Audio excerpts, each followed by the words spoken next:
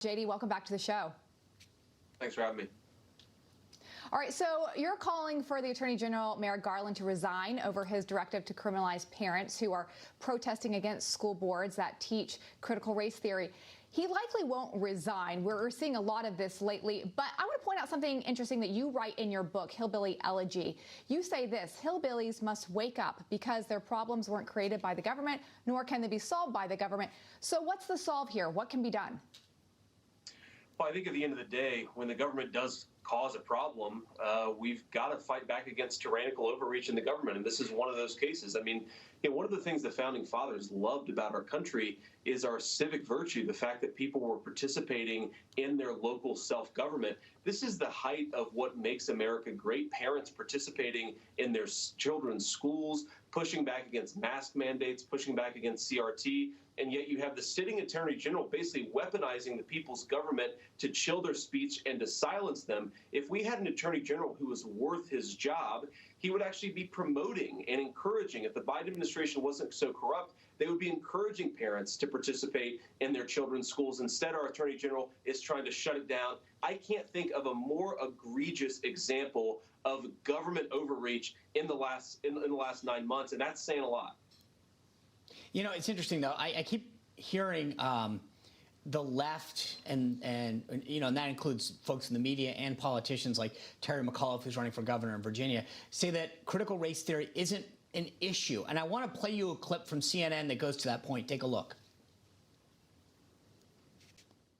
Let's just say, for the record, just in case anyone doesn't know, they don't teach critical race theory to kids in K through 12 schools. That's not a thing anywhere in the country, including in Virginia. But setting that aside, only for Republican candidates. Yes, but it is hotly debated, but not actually a thing. Okay, so JD, I actually, in my new book that's about to come out, Radical Nation, I walk through its origins. They do teach it. It does exist, and yet we're trying to combat this narrative from politicians and, frankly, from the media that what we're talking about doesn't exist. How difficult is it to break through that? Yeah, I find this hilarious if it wasn't so sad. On the one hand, they're saying critical race theory doesn't actually exist in our schools, but if you go and protest it, we're going to send the Attorney General and the FBI after you. It's a joke. Nobody believes this. They would not be doing this. They would not be targeting parents for protesting this stuff at their schools if it didn't exist. And look, I've talked to parents of children in Southwest Ohio suburban schools who've pulled their 11-year-old kids out of school because they were teaching their daughter that she was bad because she was white, she was an oppressor because she was white. This is not acceptable. This is happening in our schools, and anybody who denies it, I think, is part of the problem.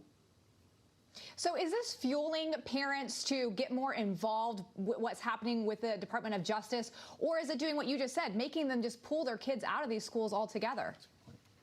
Well, I think it's doing both, and obviously each parent has to figure out what they want to do for themselves. But look, at the end of the day, we're going to have public schools in this country, and if we do, parents need to be participating. They need to be controlling what their children are learning. One of the weirdest ideas on the left right now is this idea that the school system, the state, should control the minds of your children. I think that's ridiculous. The conservative answer is that parents should control how they raise their children, what values their children have. That's what this pushback against CRT is all about, is parents saying enough is enough. Again, that's great. It's one of the things that makes our country able to self-govern. We should be promoting it, encouraging it, not attacking it from the heights of government.